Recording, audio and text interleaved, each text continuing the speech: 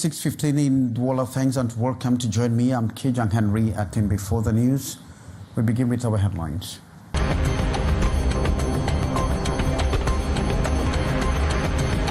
Kozwa community in grief after a young nurse, father of 3, reportedly took his own life following a long illness. He left behind 2 letters with troubling messages.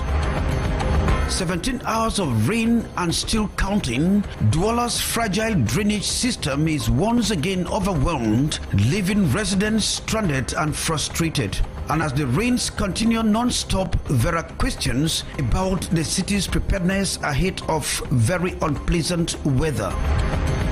And the Constitutional Council has ruled itself incompetent to hear pre-electoral petitions against elections Cameroon. Council President Clement Atangana's one of the Electoral Code. From our studios in Douala, the 6:15 news rolls on in a split second.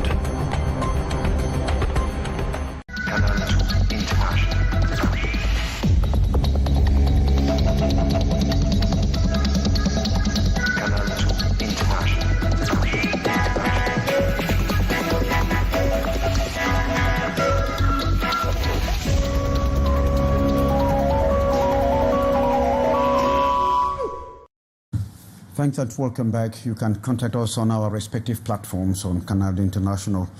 We begin from Yaoundé, precisely in Kozwa, where a young nurse, or the community is in grief after a young nurse, father of 3, is reportedly took away his own life following a long illness. He left behind 2 letters with very troubling messages, as we are gathering from you, Beatrice in Gabo.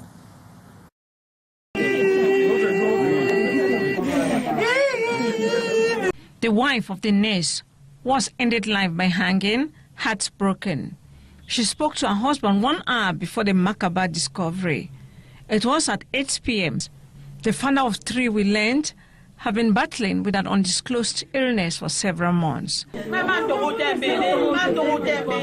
44-year-old nurse is known by many as a nice gentleman with good character, friendly also, while many are taken aback. Un intellectuel, c'est pas un bébé, c'est pas un analphabète. Je me disais quand même que c'est le type, si il a même un problème, il doit s'exprimer. Though no one can really say what pushed for such an act, but surrounding circumstances suggest a premeditated gesture. The late René Sarre left behind 2 letters. The first was discovered in his living room next to his mobile phone, bearing the message, "If you're looking for me, call me.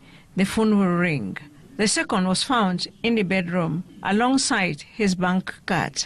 1 line stood out, "Take care of the children." This addressed to his wife. Family members are devastated. Communities in shock, as this is the second case in more than a week after that of a 21-year-old student. La semaine passée, il y avait une pendaison. On se demandait qu'est-ce qui ne va pas. Aujourd'hui, on trouve encore l'autre. On est dépassé. Investigation has been opened by the authorities, and many are looking forward to the end of this way of surrendering to life situations. Well, thanks very much, Beatrice Ngamo. Very sad indeed. 17 hours of rain and is still counting. The Douala's fragile drainage system is once again overwhelmed, leaving residents stranded and frustrated. And as the rains continue non-stop, there are questions already about the city's preparedness ahead of the rainy season. More in the report. In the hearts of Douala's swampy neighborhoods, homes treated precariously as relentless rains transform streets into rivers. In Bepanda EPH, the aftermath of Monday's down around homes, and the absence of proper drainage exacerbates the damage.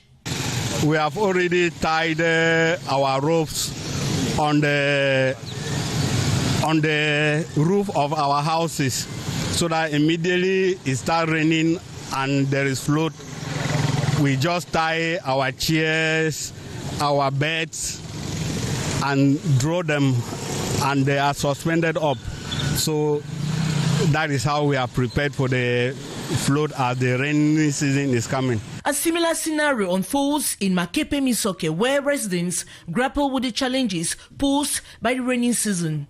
Despite efforts to fortify their homes, the sheer volume of water overwhelms makeshift barriers, leaving families vulnerable. To mitigate the impact, locals have devised strategies such as digging trenches and constructing temporary barriers. However, these measures offer limited respite against the persistent floods.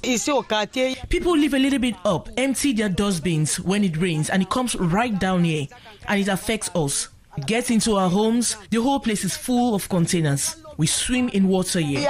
Urban planners emphasize the need for comprehensive damage systems and sustainable urban developments to address the root causes of flooding in these areas. Nous nous organisons pour même faire des rigoles, même jusque-là, l'inondation vient toujours.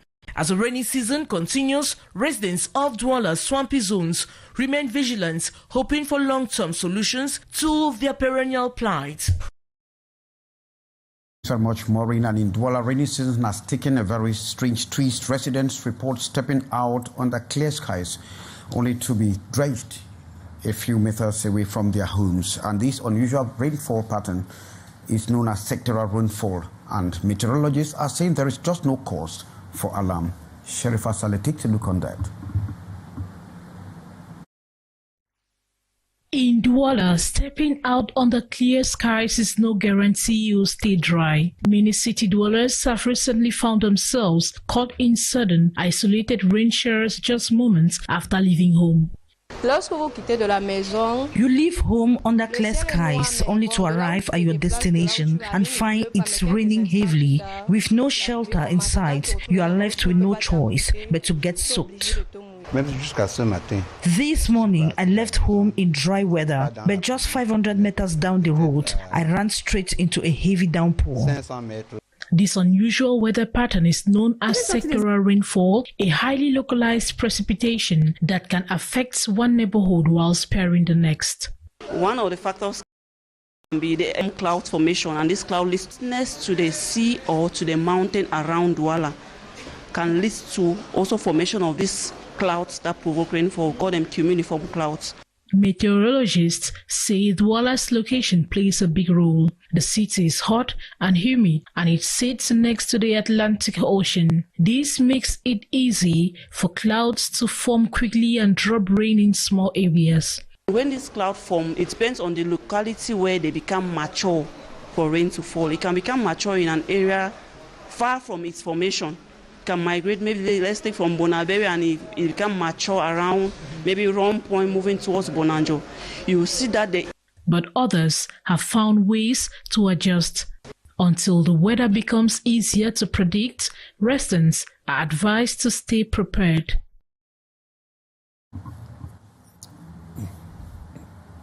Thanks very much, Sherifa. And as Cameroon joins the rest of the world to commemorate International Plastic Bag Day, the newsroom actually went out finding if Cameroonians can do without plastic bags.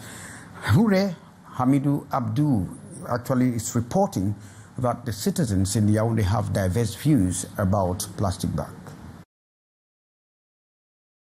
Non-biodegradable plastic are materials that cannot be broken down by natural biological processes, such as the action of microorganisms. While the government in 2014 banned its use and introduced the population to biodegradable plastic, paper bags and even leaves. True, for some time, many adhere, especially with the health consequences in the line. But after a while, the bad habits resurfaced, growing in leaves and bounds. On this International Plastic Bag Free Day, the views are divided, especially here in Yaoundé. Local shop owners say the use of plastic bags are indispensable in their businesses. Holding food in your hands is not hygienic. While there are alternatives, we still need plastic for certain situations. For example, I bought this bread, so I feel compelled to use plastic packaging. Some citizens have opted for other alternatives, best options for their well-being and to protect the environment. In the world in those days, plastic was more important. We were using leaf to tie food, everything. Even you are traveling, you use leaf. Now plastic like that can provoke and give you cancer. When you are doing farming, if there's plastic there, the farm cannot produce, the farm cannot yield. So plastic is no good. Personally, I dislike items packaged in plastic, especially when it comes to hot food. I refuse to accept this because it has consequences. I can live without plastic to help reduce pollution in the environment. Instead of using plastic, we can opt for alternatives such as paper products and reusable dishes. International Plastic Bag Free Day is aimed at promoting the use of reusable bags and other sustainable alternatives. Important as it reminds users of the fact that non-biodegradable plastic bags are dangerous and should be replaced by paper bags.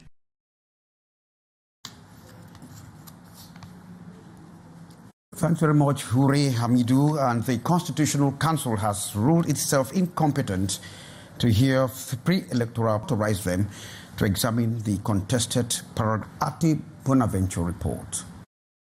Avec l'unanimité des membres et pour le motif relevé au rapport, se déclare incompétent, laisse les dépenses à la charge du trésor public.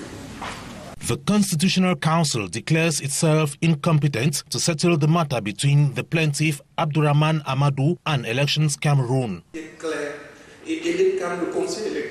Abdurrahman says he summoned the Constitutional Council following the refusal of Elekan's Electoral Council to rule on his appeal to examine the unwritten and inoperative nature of paragraph 2 of Article 121 of the Electoral Code filed on May 23, 2025 prior to the presidential election.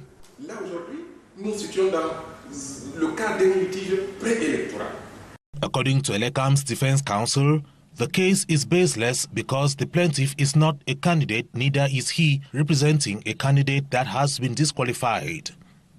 A petition to the Electoral Board, presidential election, for you to seize the instance where there is an election. In this instance, there is no election. So he seized the Constitutional Council ultra vires the rule provided by the law. According to Article 121 of the Electoral Code, a presidential candidate must either belong to a party with elected officials or must have 300 signatures from vote holders and first-class chiefs, 10 from each region. Venture, with just 3 months to go for Cameroon's presidential election, the ruling CPDM party has launched a wide-reaching campaign to galvanize its majority.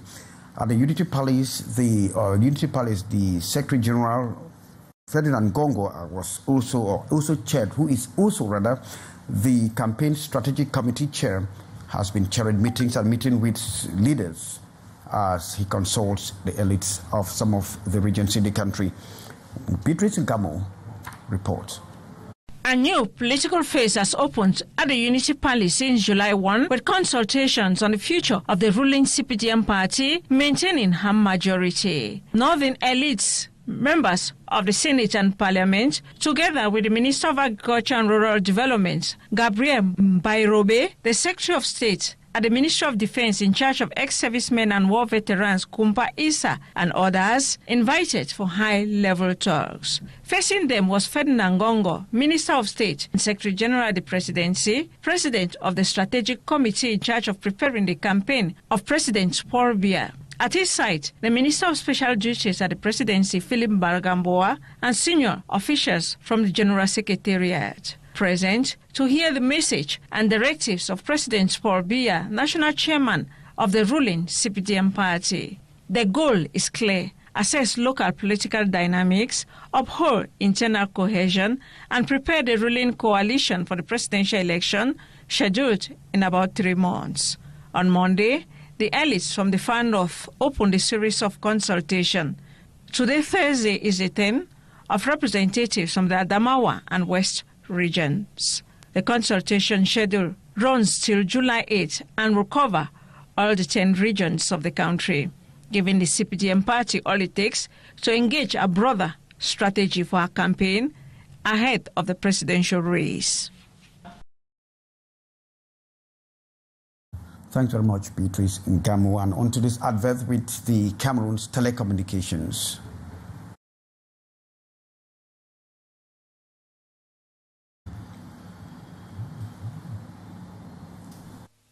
Cameroon's telecommunications Camtel is always at the heart of major national events. This time around, it is making waves at the 2025 Government Action Fair, going the esplanade of the Yaoundé City Council. As the country's historic telecommunication operator, Camtel is here to present its innovative digital solution, attractive offers, and commitment to delivering efficient public service in an era of digital transformation. At the event, Camtel, led by its general manager, Judith Yasonde Ne Achidi, reaffirmed its role as the engine of Cameroon's digital transformation during a high-level conference held as part of SAGO 2025. The general manager, alongside the deputy, Daniel Desiré Ole, enlightened top-ranking personalities and numerous visitors on the company's vast potential and its unwavering commitment to supporting Cameroon's socio-economic ambitions.